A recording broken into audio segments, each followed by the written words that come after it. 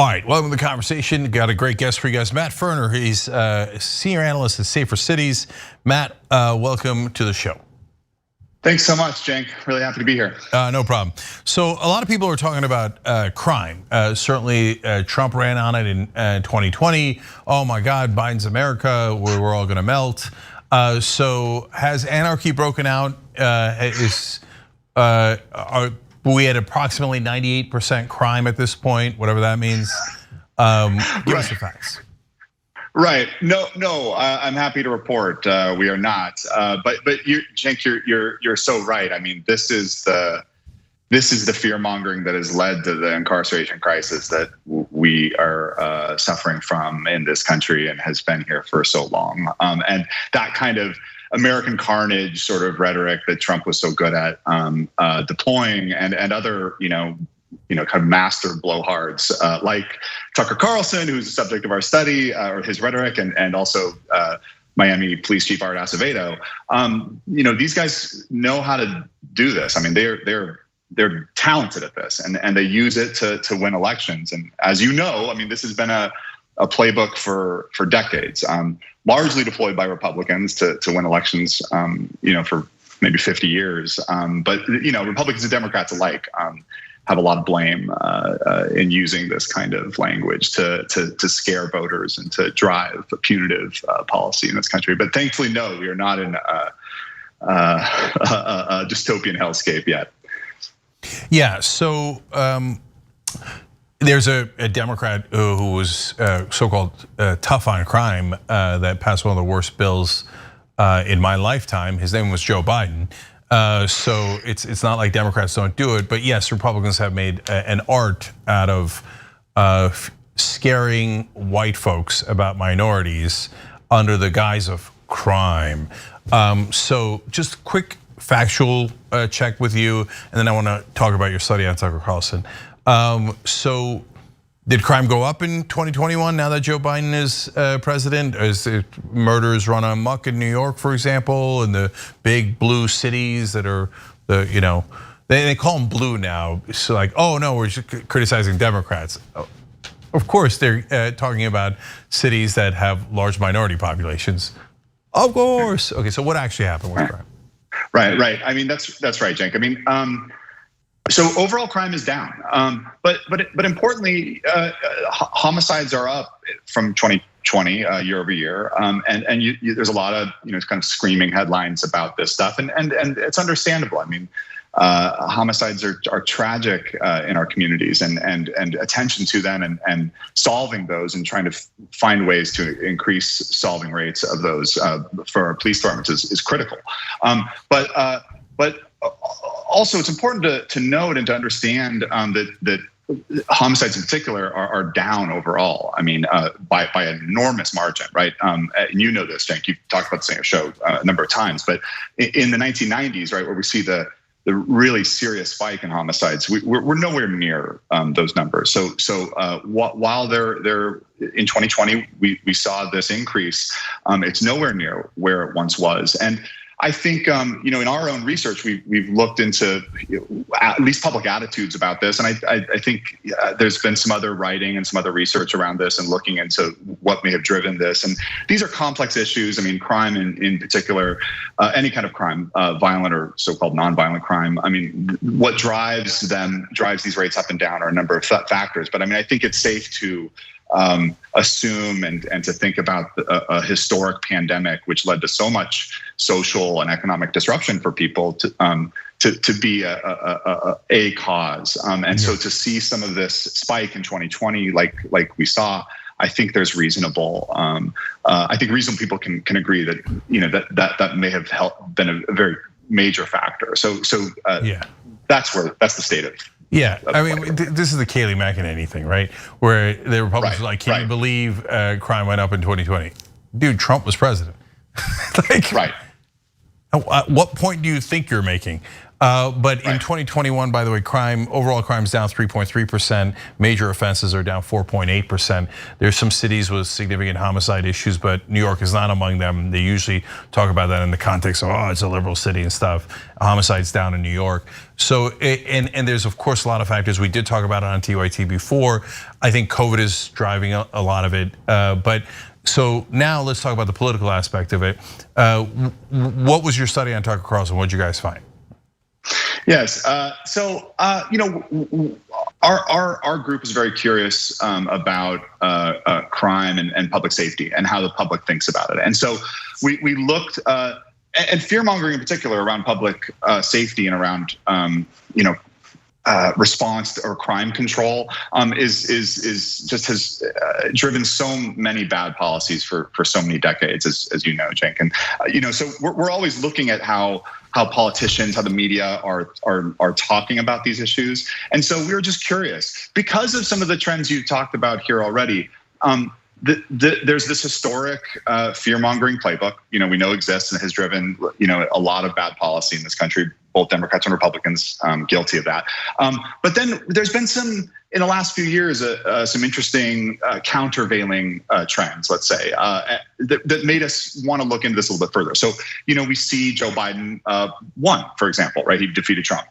We also see this failed effort to recall California Governor Gavin Newsom, also driven by Republicans in a fear-mongering kind of way. To make California seem like this sort of dystopia hellscape, and then earlier in the summer we saw someone like Melanie Stansbury, who won that suburban House seat. Her Republican opponent really tried to make that race into a referendum about crime rates rising in Albuquerque, but she defeated him really resoundingly. So we've seen this interesting trend. So we decided to look into it with our study. So we ran these series of studies. In order to make it as realistic for the people that participated in it, we used just these master fearmongers like Tucker Carlson, like Art Acevedo, to build rhetoric into the study using their real language. And so we looked at what they say. We added in some context to make the study make sense for people. So the study, people would see a statement from like what was identified as their police chief or a mayor or a sheriff, but it was using their language in the fear-mongering context, often by Tucker Carlson or by Art Acevedo. And what that would be was like, emphasizing rising crime, emphasizing danger, emphasizing a kind of revolving door within our criminal justice systems, this baseless kind of language that these folks use. And then we present the respondents with a non-fear based kind of rhetoric, which was about the same kind of public official responding to a crime in a community, but and with urgency, but not using fear mongering, using accountability language instead. And what we found was really interesting and I think encouraging. I think it's good for our country, at least, to see this power of fear mongering waning a bit with American voters. It's not that it's gone, but it's waning. And what we saw was that respondents really responded well to the accountability language and did not respond as powerfully to the fear-mongering language as historically it seems they had. Of course, this is our first study. We don't have study or data from previous years, but we all know these trends that we were just talking about. And so to see that and to see that perhaps there's a voting public out there that has grown tired or just this sort of fear-mongering language no longer impacts them in the same way or doesn't rile them up in the same way is I think great news. So Matt, I don't know if you have this level of specificity right in front of you, but I'd be curious to see the age breakdown in that study. So my guess would be that for the younger people that you talk to, that they would be a lot less susceptible to the fear mongering, and older folks would be more susceptible, not because of age so much, but because of the culture that those two different demographics grew up in America. But I don't know, so so that's why I ask. Yeah, Jim, no, it's a good question. I don't have the exact numbers in front of me. I'm sorry, but that's roughly right off of my memory of the findings. Age did play a factor, and unsurprisingly, I mean, and I think you're sort of touching on this as well. Conservative voters were definitely they drove the feelings. When reporting feeling less safe, it was conservative respondents more than the people who are identifying as Democrats than their respondents. So what we're measuring, what we're seeing in our findings is largely driven. The lack of response is largely driven by the Democratic voter demographic, and less so from the conservative side. So you're very much right. All right, we are out of time. The study's called "Likely Voters Grow Weary of Fear Mongering Around Crime." It's from Safer Cities. Matt, thank you so much for joining us. Appreciate it. Thank you so much, Cenk. Really appreciate it. We're very honest that we're progressives. We call the Young Turks home of progressives, and we support progressive candidates. There has been this reemergence of political activism, especially among young people. This weekend was the second Women's March, both across the US and across the world. So these people are not simply marching, they're not simply talking, they're also running for office. And when they do run, they're gonna make a difference. Joe Crowley is congressman from New York. He's very powerful. Why? He raised a lot of money. But there's someone finally challenging him. We need to have representation that advocates as fiercely for working class people as possible from this seat. If candidates like Alexandria Ocasio-Cortez even get a little bit of media attention outside of what the Young Turks does, they have an excellent chance of winning. She's gonna win. She's gonna win. 68% reporting. The majority of Americans want Medicare for all. So I don't care what you and your corporate cronies want. What I care about is what the American people want. We believe in total change. Everything runs on donor money. And that is what we will fight, and that is exactly why they don't like us. We're having fun. It's election night. Alexandria Ocasio-Cortez has defeated Joe Crowley. Here we go again. Ladies and gentlemen, we got him. Down goes Crowley. Down goes Crowley. Down goes Manafort.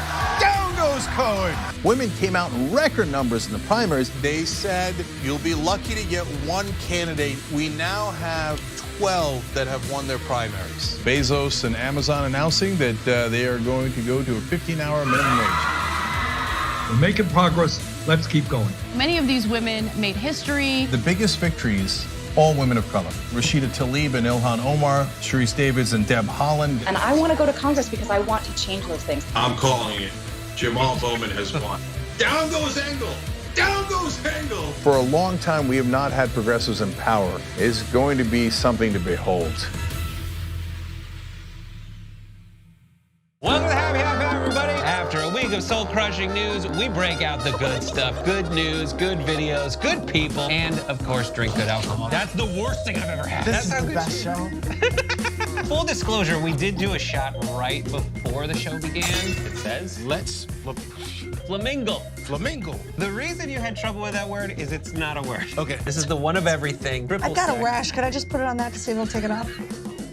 What did you used to think this was? Bull piss. Drink it, swallow it, No. spit it. Oh, that's needed after a day like this. Cheers to Brett Ehrlich. Climax. Uranus smells like farts. Because of course it does. This is the worst sketch ever of a perp. But guess what, ladies and gentlemen? They found the guy. This is Sophie's super happy dog story of the week. This dog is so precious and deserves the world. I'm just not drinking that beer. Here's my dog. This is Onyx. Yeah, I would just say that he's exotic because he's not your traditional dog. Still 12 out of 10 because they're all good. Well, if that made you happy, just wait till you see the best thing ever of the week. There is a woman who moves like a horse. Why do I want to go home and like try this? We're actually gonna show you the running butthole challenge right now. What's happening? No, that's just wrong. Every way. And we'll see you next time. Hey, Dave. As you can probably see, Skype froze. Yes. Frozen crashed.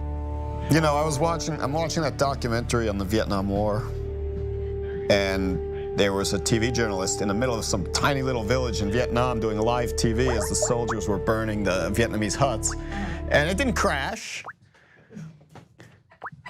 And that was That's a good point. 1965, and he was in Vietnam.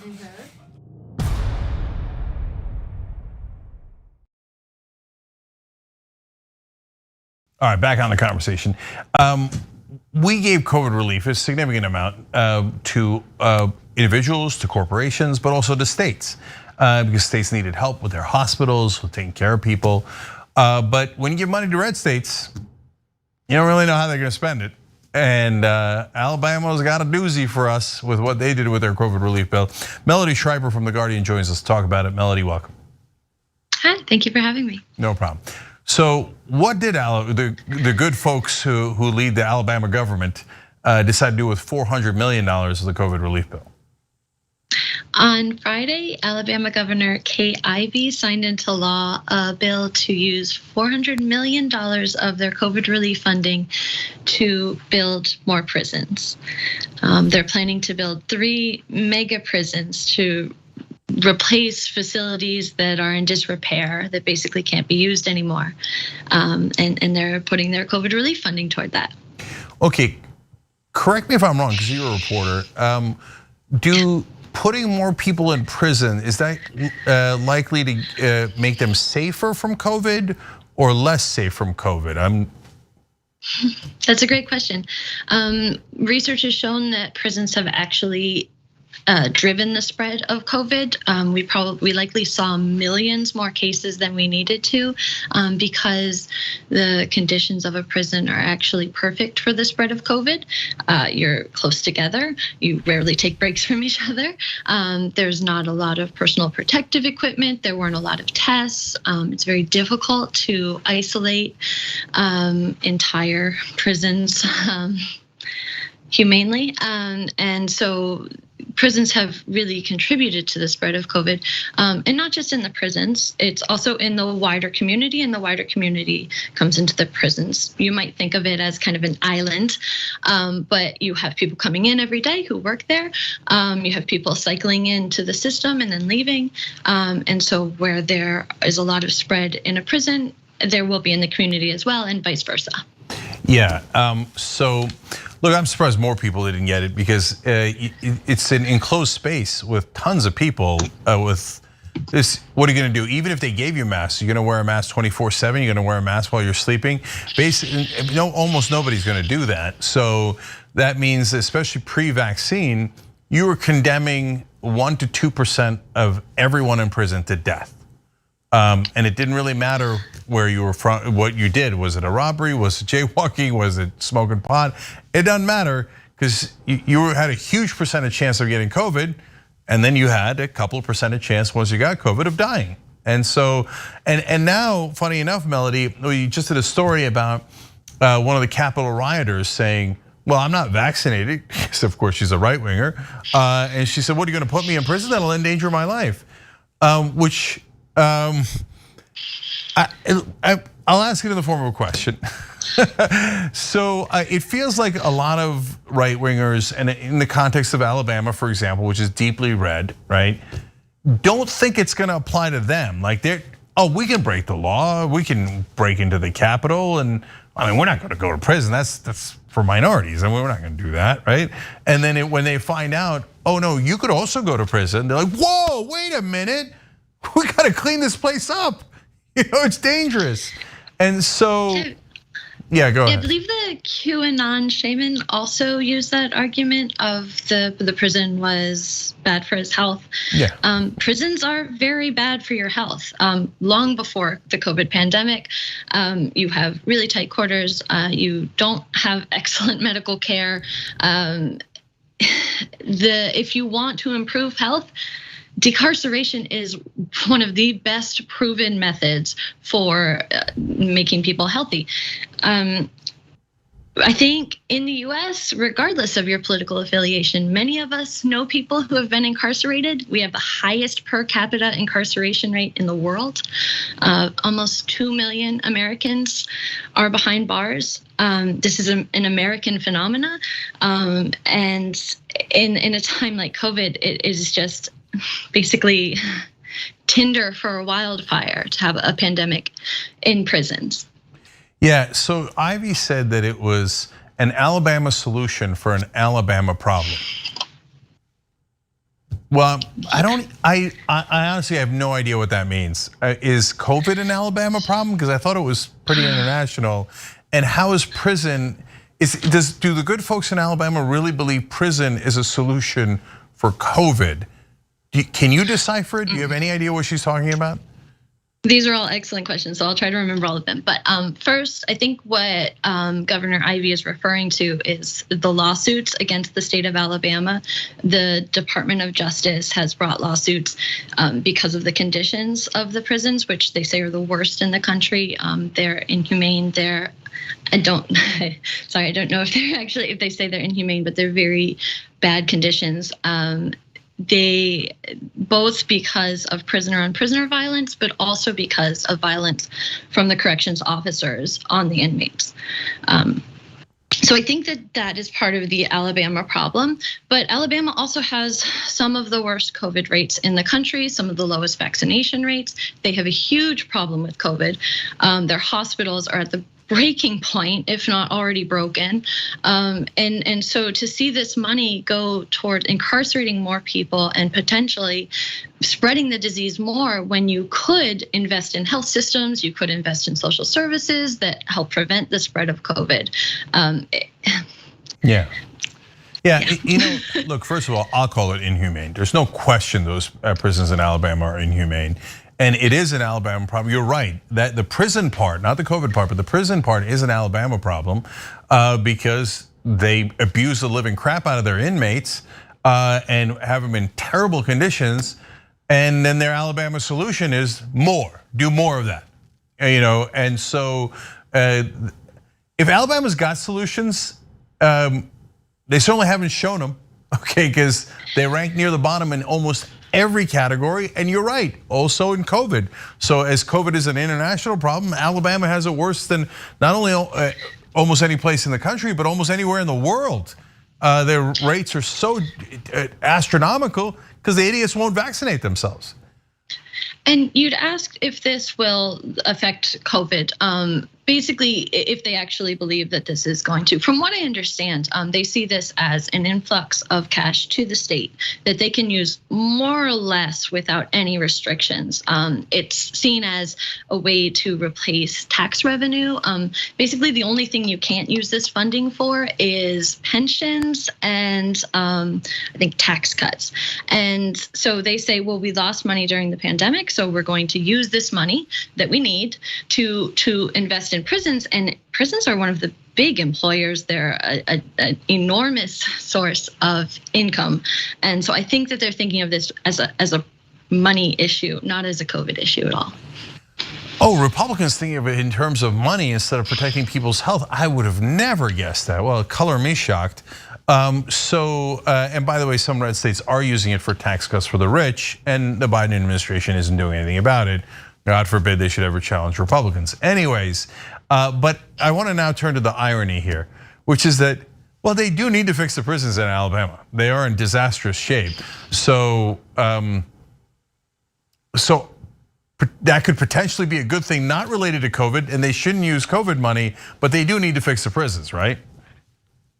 They need to fix the prisons, but I mean, the reason the state of Alabama is being sued by Department of Justice isn't because of the crummy conditions of the prisons. They note that the prisons aren't in good shape, but the problem is an endemic culture of violence. Building a new prison isn't gonna fix culture problems. They need staff training, they need to be working. There's just an entire revolution that needs to happen in this correction system, according to the Department of Justice. Yeah, so that's a great point. Yes, they need a paint job. Yes, it'd be nice to rebuild the infrastructure of those prisons, which I'm sure are falling apart. But that isn't the number one problem. The number one problem is a problem they admit to, right, Melody? The culture of violence. They talk about it in every story, and about the staff abusing the prisoners endlessly. Why couldn't Kay Ivey start to fix that now? You don't even necessarily need to spend any money to do that. You do need to spend a little bit of money, one, to hire more staff, and two, to tell them that the prisoners are not your playthings to abuse because you have psychological problems. I asked about this. I asked about sentencing reform and what could be done that doesn't involve massive $1.3 billion construction projects. They say that that's a long-term issue, that this is a short-term fix. Building a prison is a short-term fix. And that these are long-term cultural issues that they're working on. It's hard to say. I don't know how much has changed. Okay, no, that explains. I'm so glad we had this conversation. Now I get it. I was naive for a second. For some reason, I wasn't connecting. Now I understand what's happening. They're not going to fix the culture of violence. They're going to have same short staffing. They're still going to tell the staff to kick the living crap out of the detainees, no matter what they did. It's so they can funnel money to the contractors building the prisons, who I guarantee you are donors to KIV and Republicans in Alabama. So. Look, I'm not your editor, but I'd look into that next, because I'm going to guarantee you they're Republican donors that are going to get this $400 million. As they say in journalism, follow the money. 100%. You follow the money and you will find Republican donors. This is not to help anybody in Alabama except the wealthy construction guys and the contractors that I'm guaranteeing you have contributed to the corrupt KIV and every other corrupt Republican in Alabama.